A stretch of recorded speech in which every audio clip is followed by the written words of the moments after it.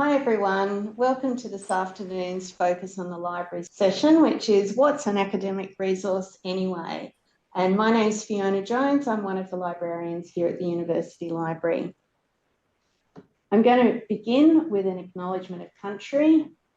I'm coming to you from Darkinjung land and I want to pay respect to elders past and present and extend that respect to any Indigenous people, so Aboriginal and or Torres Strait Islander people who are watching this recording or are here with us today. This is what we're going to cover in this session. So we're going to first talk about understanding your sources, so how you can identify what are academic sources and the differences between the types of academic sources. We're going to talk a little bit about academic quality and also what does peer review mean. So we're beginning with understanding some different sources. And there are 4 different types of sources we're going to look at with some examples. We've got news media, web media, books, and journal articles. And I'm just going to look at an example of each one. So this first one is news media. Just going to click on that link and that should open up for us. This is an article from the ABC News website, and you can see here at the top that it tells us which reporters wrote this article and also the date and time that it was posted and when it's been updated, if it has. It's got some images as well as a whole lot of information with links that go out to other resources for us to read. So this one's talking about a recent report that was published, the Grattan Institute report, and it's unpacking about that report to the reader and it links to the report itself. That's one type of resource. Let's have a look at the next one. So the next one is web media. This one's on an Australian government website and it's an article about starting a small business. It gives some information about some steps that you might take if you're going to start a business, and it links out to some other pages on the same website with more information and also to some other government websites with information as well. And some other websites that aren't actually on the same government website at all. So there's lots of ways for you to extend your understanding beyond just what's on this one website. This one doesn't indicate an individual author that's written this, so we don't know who. And it also doesn't have a date that that's been published on that one either. The next one is a book. Now, this link has actually taken us to the record for the book in the University Library's library search platform, just on the library website. So this one is a nursing book, and we can see that it's available online and we can click through to have a look at it.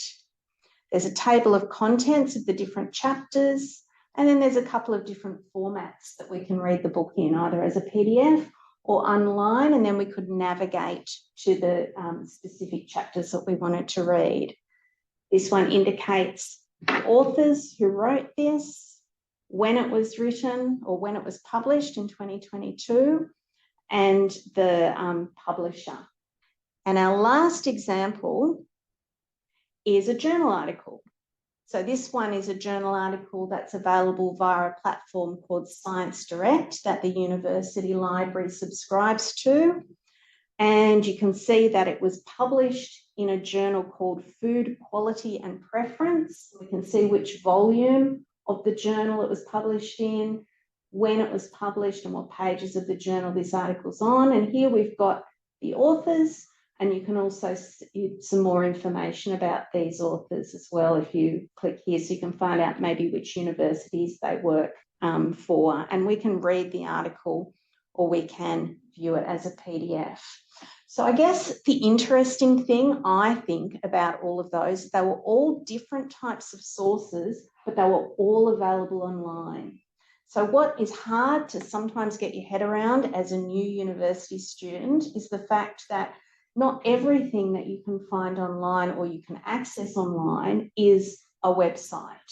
They are different types of sources like journal articles, books, news media, or other websites can all be accessed online, and being able to identify what type of source you have is something that you're going to learn over time as you continue studying. So the next thing I want to talk about is academic quality. And we really encourage you to think about quality when you're selecting what resources you're going to use for your assessment tasks. The quality of your sources will impact the quality of your work. And when you submit something, you want to demonstrate your ability to evaluate and select appropriate sources. So you're looking for things that are reliable, credible, authoritative, and relevant for your topic. And as we've seen, there are many different resources that you can find online. So whether you can find it online or not is not really a good indicator of quality. What's more important is that you know what sort of resource you have, who wrote it, and for what purpose. For many of your assessment tasks, you'll be asked to use peer-reviewed journal articles as evidence to support your writing. That's because in many disciplines, the way that researchers share the results of their research is via publication in journals. And that means that recent journal articles are excellent sources of new findings and may detail the results of an experiment, a survey, a clinical trial, or some other investigation. But what does it mean for a journal article to be peer-reviewed? Peer-reviewed articles were read by other experts in the field before they were published. These experts will have checked that the methodology of the research was sound, that the findings were reported correctly, and the authors are often required to make improvements to their article before it's published. That means that peer review is a quality control process. So how can we know if an article has been peer-reviewed?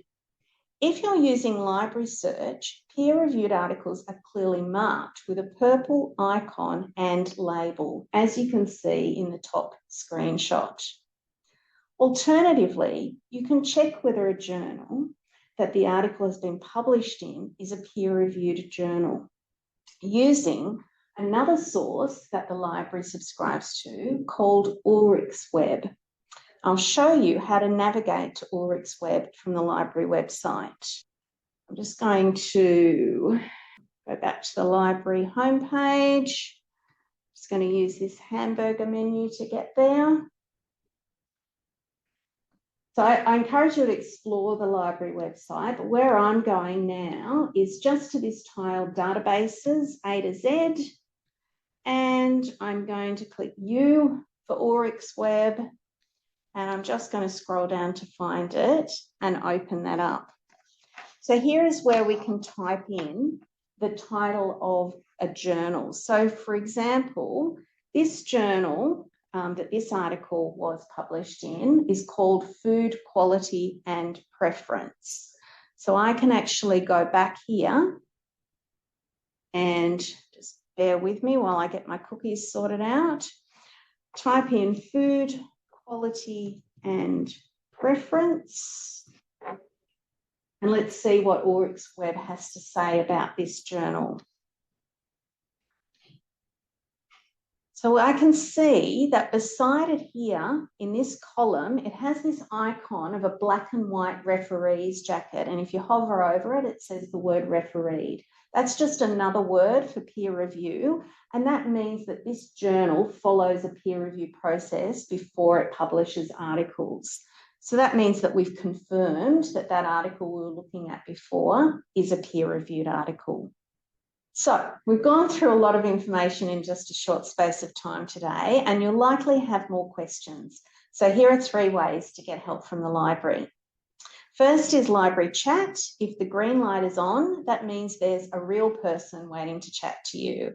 Otherwise, you can use the Ask the Library form, and that means you can give a bit more detail about your question and you'll receive an email reply.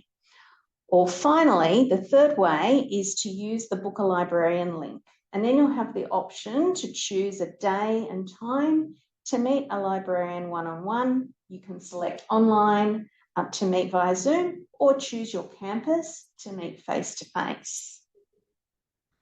We really hope you enjoyed this session. Don't forget that there are other sessions you can book in for too, or you can catch up by watching the recording on YouTube. After today, I recommend tomorrow afternoon's How Reliable is That Information Source would be especially useful. Thank you. And are there any questions? Thank you so much, Fiona. My name's Ruth and I have a question. I'm just wondering, when is it okay to use websites as sources for our assessments? Yeah, that's a great question, Ruth. Thanks for that one. So I would say that when the information that you need can only be found via a website, and that website is a reliable location. So, for example, if you're looking at a report that the Australian Bureau of Statistics has put out, then you're only going to find that via the Australian Bureau of Statistics website. You're going to have to go there, and that's a reliable source for that information. So that's where you'll go. Whereas in contrast, that news article we saw before that was talking about a Grattan Institute report, it's actually better to go to the report itself and read that and reference that rather than the news article about it. So it's when the information you need can really only be found on a website, and that's a reliable source for that information. Does that help? That's great, Fiona. Thank you. You're welcome, Ruth. Okay, well, we might leave it there if we don't have any other questions.